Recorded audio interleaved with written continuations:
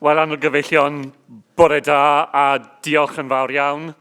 A diolch i Catherine am y croeso cynnes. Mae'n braf cael bod nôl yn Llandudno gyda chymaint o ffrindiau, gynghorwyr lleol, aelodau'r Senedd ac aelodau seneddol. Conference, you will all know how conventional it is in this sort of speech, at this sort of conference, to spend my time reflecting on all the good things a Labour government has achieved in Wales. And indeed, I could use up all the time I have today to do just that, because we've achieved so much together in just the last 12 months.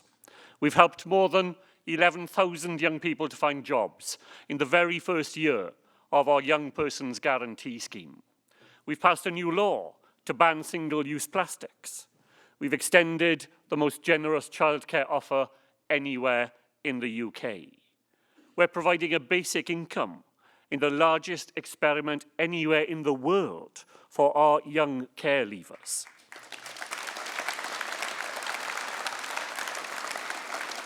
And we've served a remarkable 3 million more free school meals since September. Free school meals. Free school meals on that journey for every pupil in every primary school in every part of Wales. Now, none of this would have been achieved without the dedication and commitment of my Labour colleagues in the Welsh Government and the Labour Group, whose discipline, year in and year out, allows us to deliver that Labour programme. But while I could go on listing those achievements, I actually want to use the short time I have with you today to stand back for a moment, to stand back from the lists of policies and pledges, from our programme of government and its hundreds of commitments, and indeed from the many debates that we will have here over this weekend.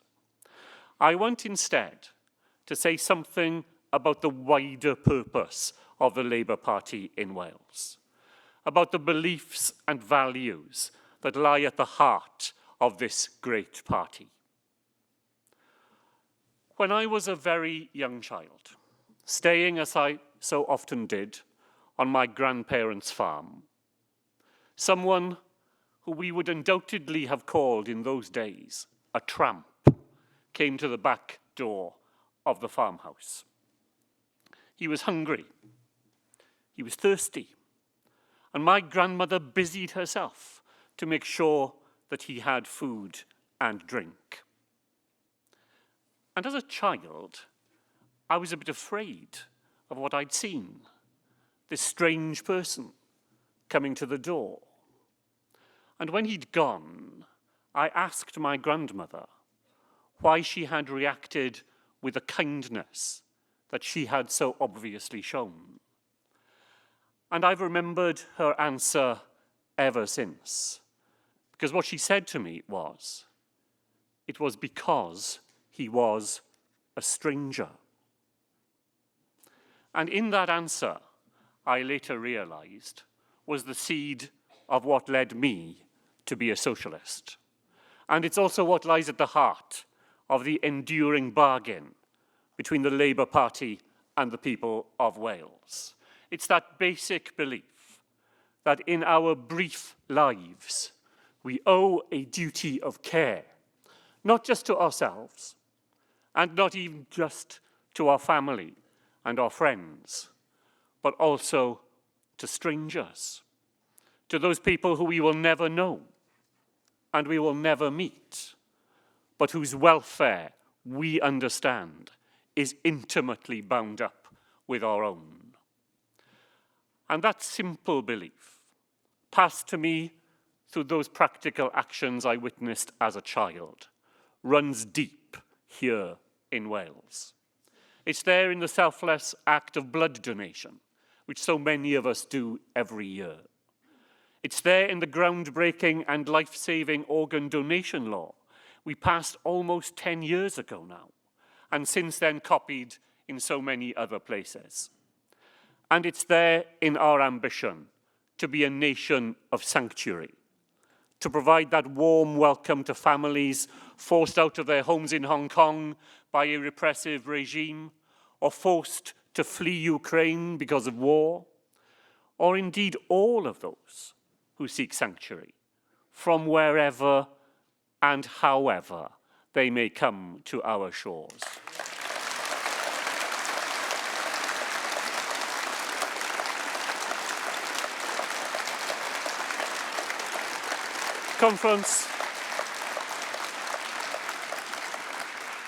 Conference, this is not simply an act of generosity. It's rooted in our sense of a common humanity, in our labour history that has so long taught us that an injury to one is an injury to all. And it's rooted, isn't it, in the sort of Wales we in this conference hall and in this movement, the sort of Wales we want to see, a country which is confident, outward-looking, inclusive and kind.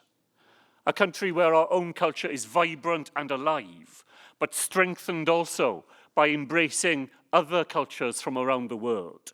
A country where we know that collective solutions to common problems always make the biggest difference. A Wales where we know that we can rely on one another when we need help, that we can indeed rely on the kindness of strangers. Cymru lle allwn ni dibynnu ar ein gilydd mewn amseroedd anodd. Dibynnu ar ceredigrwydd ganddi eithriad. Nawr, dwi wedi profi ac wedi gwerthfawrogi caredigrwydd yna dros yr wythnosau diwetha. Geiriau o caredigrwydd a chydymdeimlad gan bobl o fewn ein plaid ni, ond hefyd gan bobl dwi byth wedi cwrdd â nhw. Mae hwnna wedi bod yn cryfder i mi yn bersonol. Diolch o galon i chi gyd.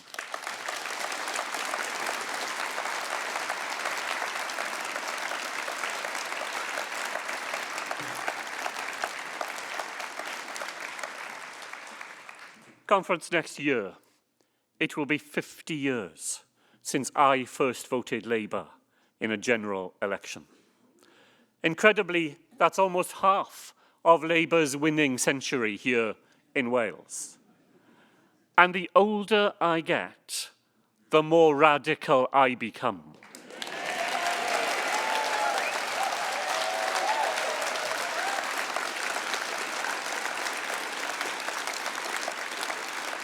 And you know, part of that is because in 35 years of that half-century, when people in Wales have voted for a Labour government in Westminster, we've ended up with the opposite, with the Tories in charge in London and trying to be in charge here in Wales.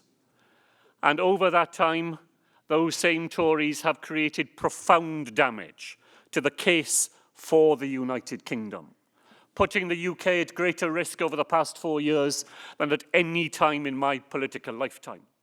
Risk caused by the actions of those Tory governments. Now, this morning, I want once again to remake the compelling case which I believe is there to be made for the United Kingdom, and to spell out the urgent duty of that next Labour government to turn that case for the United Kingdom into reality. Because the case for the United Kingdom Conference is a Labour case, and it's a socialist case as well. It's the case, as you heard Keir say this morning, it is the case of solidarity, of looking out for strangers. And for me today, that case has 4 main strands. The first, a solidarity union, in which our actions together guarantees that nobody has to find themselves unable to eat and relying on a food bank.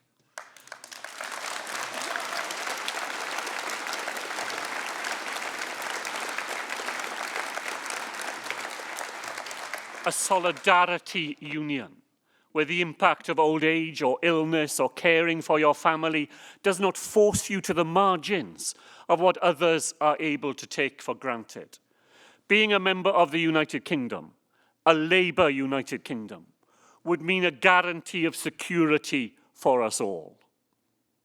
And the second strand in this case, in a solidarity union, is to use the power of a Labour government to secure again those hard-won rights which working people have fought for so long.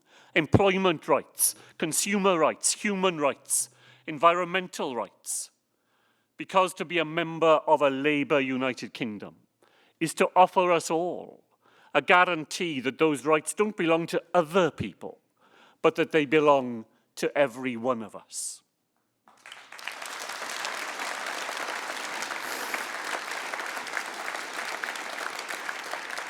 And a third strand in this solidarity union is a strand that tells us that the lifeline services on which we all rely belong not to profit-maximising private companies, but to the people who make those profits for them in the first place, the people who work in those companies, the people who rely on the services that they provide.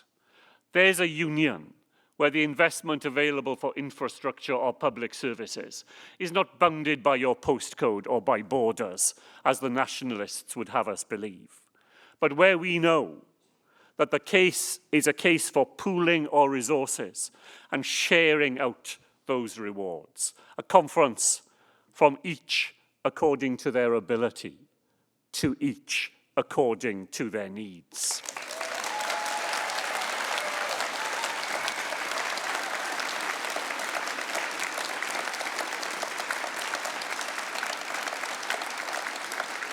So to be a member of this union, a Labour United Kingdom, is to guarantee that the public interest, our interest, drives the delivery of the things on which we all rely.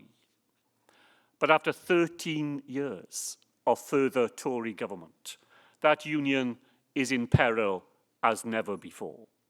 13 years of a party that has thrived on dividing our country, hurting the most vulnerable, striking at the institutions and the values that have bound us together, our openness, our generosity, our power to be a force for good in the world.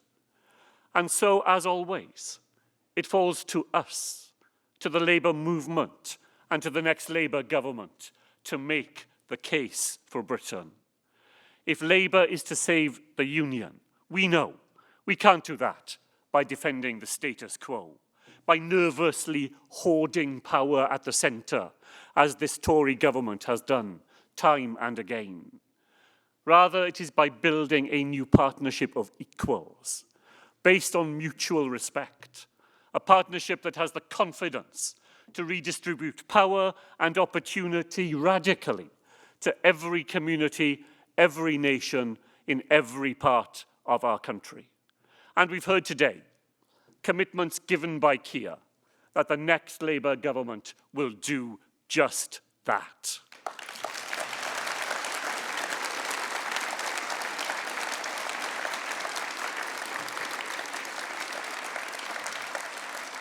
And we're hugely fortunate, aren't we, to have that recipe set out for us.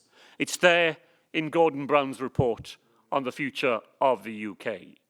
That powerful case for a new and strengthened union. Dynas unedig newydd wedi hi cryfhau, un gyda'r hyder I weld manteision llywodraeth ar y cyd, lle mae datganoli yn gyfle I alluogi bobl ac I wneud pethau yn wahanol. A union with a commitment to pursue self-government and shared government, making the best of both, where devolution is an opportunity to empower people and to do things differently, not a problem to be marginalised or to be managed. Now, conference is a fourth and final pressing issue which an incoming Labour government will have to tackle to create this solidarity union. And that is the threadbare nature of our democracy, which does so much to fuel the discontent on which nationalism and separatism thrives. Our democracy has been hollowed out by the Tories and their dreadful brand of selfish, self-enriching politics, where even a football commentator is expected to toe the Tory line or to find their job at risk.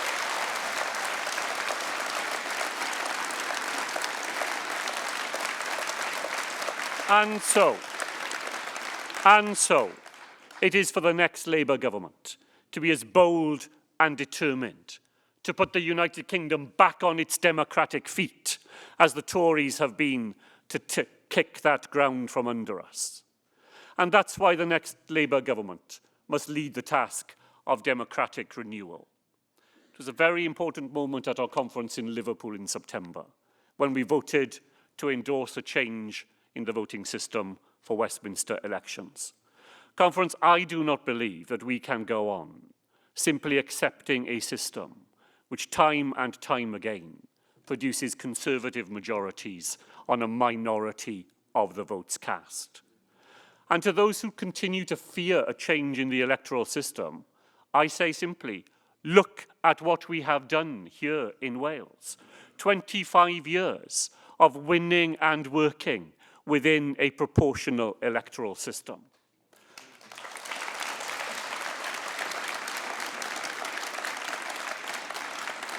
Now I hear what the critics say, that first past the post produces strong government.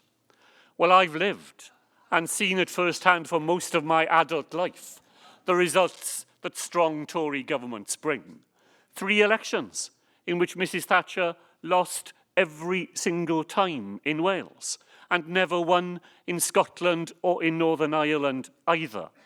But she used her strong government to destroy our manufacturing industry, to close our mining industry, to break up our welfare state, and to blight the futures of young people and communities across Wales. And her successors have simply carried on where she left off. In 2019, without winning a majority of seats in Wales, in Scotland, or in Northern Ireland, we got Boris Johnson. Remember Boris Johnson? A man so adrift from any sense of moral compass that he could appear on television to insist that everyone else follow the rules, while he presided over a Downing Street culture that would have embarrassed the Emperor Nero.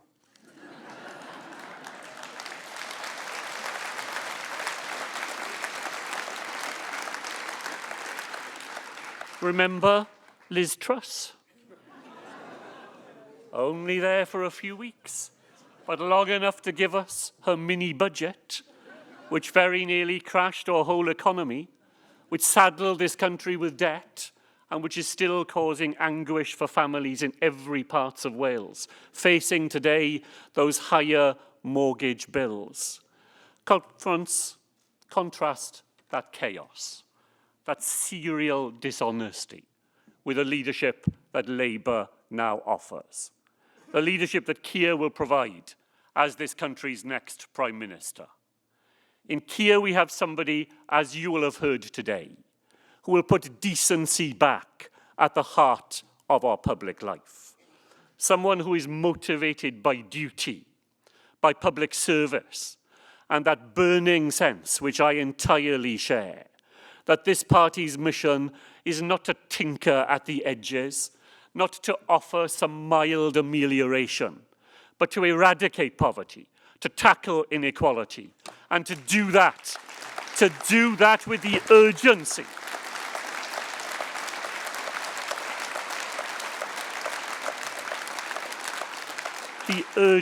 that those people who rely on this party, the urgency that they look for, that they require, and they quite certainly deserve.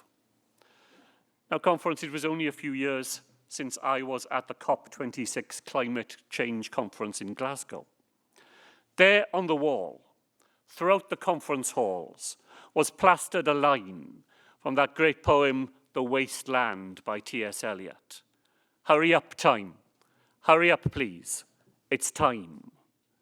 A message to the delegates to underline the immense urgency of what we were there to do and the wasteland that would result if we didn't take that action. To take that absolutely decisive action to protect our fragile planet and to combat climate change. But they are also words which every day animate the government that I lead here in Wales. A government that recognises both the trust that the Welsh people placed in us as their government, but also the urgency with which they expect us to respond. The Welsh people put their trust in us as a government because they knew we were ambitious to get to work. Hurry up, please, they told us. It's time to do the things that only a Labour government can do. Because we know that the purpose of the long struggle that led to this party's foundation was to win power so the interests of working people could at last be realised through their government.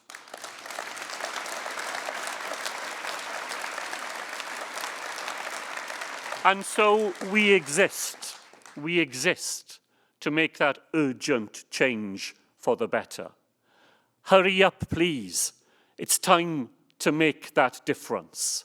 And that's what we are doing here in Wales, getting on with the hard work of delivering the promises we made to people 2 years ago. Now, our party has a long and distinguished record of radical reform. From Jim Griffiths and the foundation of the welfare state, from Aneurin Bevan and the NHS, to the advent of devolution in 1999. And in Wales, we go on, forming our track record of leading the way, introducing a new curriculum for Wales, reforming local government, banning the physical punishment of children, and nationalising the railways here in Wales.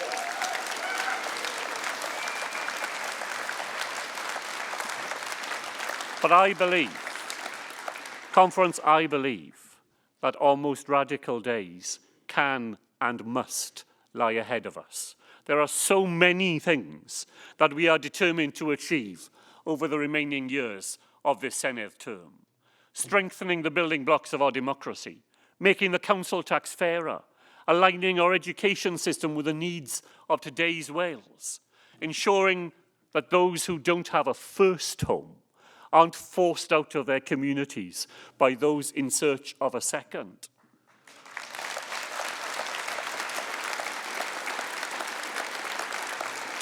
Cenhedlaeth, mae Cymru yn wlad groesawgar. They will always be a welcome here in Wales. Ond wrth gwrs, mae dyletswydd arno ni I sicrhau fod bob cymuned yn ein gwlad yn gynaladwy, bod gan bobl gobaith y gallen nhw ddilyn gyfra a chael teulu ble bynnag maen nhw'n byw, a bod yr iaith yn ffynnu ym mhob gŵr o'r wlad.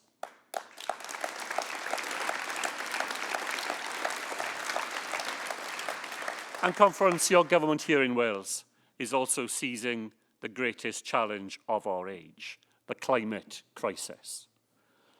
One of the things about living in this astonishingly beautiful country is that we can all see it and feel it when the landscape and the climate are changing. The floods and the extreme temperatures that we have witnessed in just the last few years. And of course, that is only a fraction of what some people in other parts of the world are facing, where entire countries could disappear altogether. We have a profound obligation to do everything we can to avert that catastrophe. Hurry up, please, it's time. More of the same will not do. Last year, we used over half the electricity we used in Wales came from renewable sources. And with a pledge you heard from Keir today, that will be even more ambitious in the rest of this decade. And here in Wales, we've already set out our plans. we will create a publicly owned energy company here in Wales.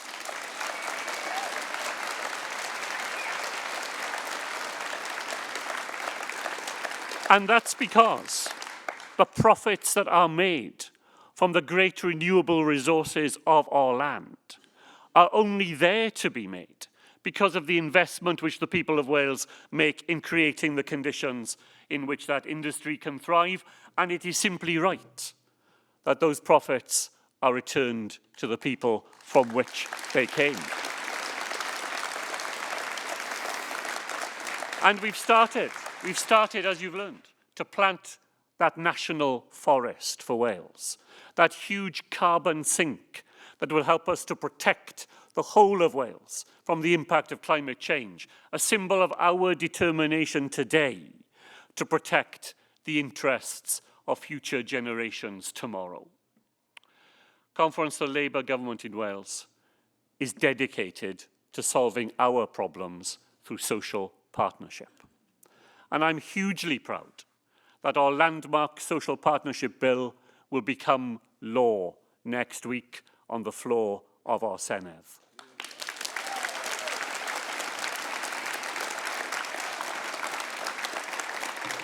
That bill puts the long-term alliance between the Labour government and the Labour movement on an even stronger and statutory footing.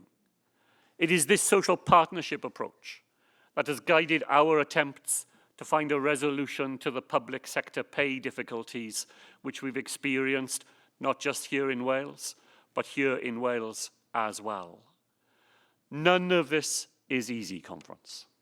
But a Labour government here in Wales, I pledge today, will always stand alongside our friends and colleagues in the trade union movement when their experience of austerity, followed by galloping inflation, drives their members to express that dissatisfaction in the only way they feel they can, by taking strike action. And unlike the Tories, here in Wales, your Labour government will always be there in the room, talking with our trade union colleagues, finding a way to a solution for those challenges that we know in Wales, in that social partnership way, we can only face together.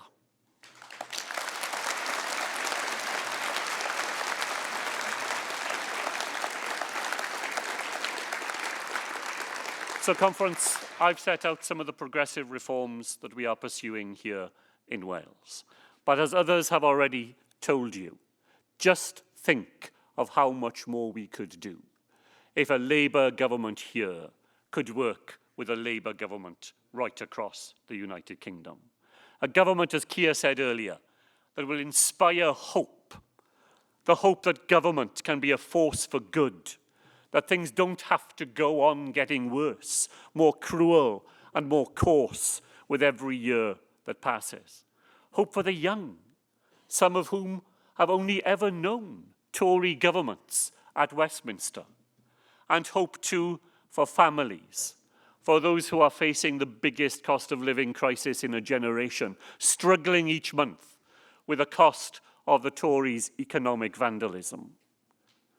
Now, Conference, it will require a huge effort by every single one of us in this room to evict the Tories from office.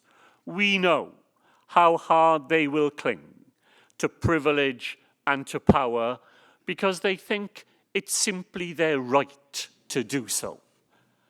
But let us tell them from this conference hall that we can and we will evict them, because here in Wales we've done it before and we're going to do it again.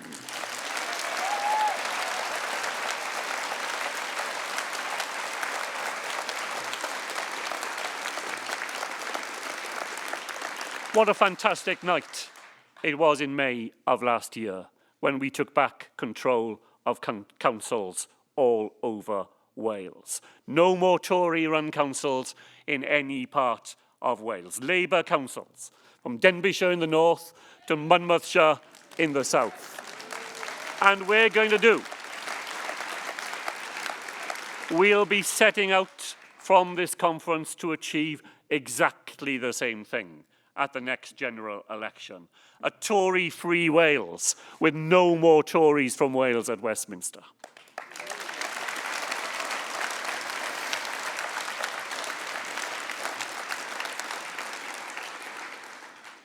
Now, conference, I began what I had to say today by recalling my own childhood all those years ago.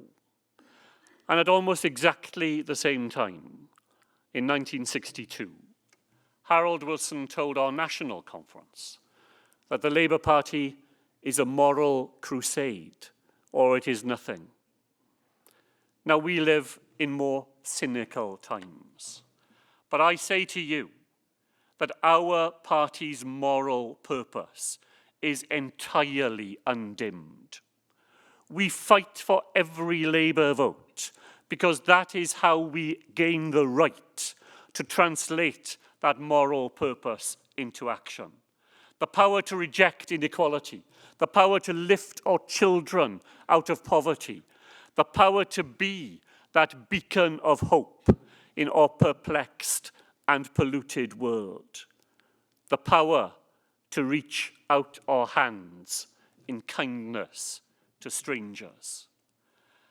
And even at the times of greatest danger, and even when our hearts are weighed down with the intolerable burden of grief, we know our duty, our moral obligation.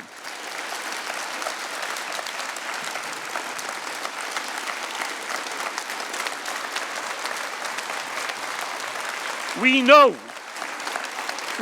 our duty, that moral obligation that this party has to run towards the dangers that blight so many lives, and never ever to run away from them, never to leave to tomorrow the difference that we can make today.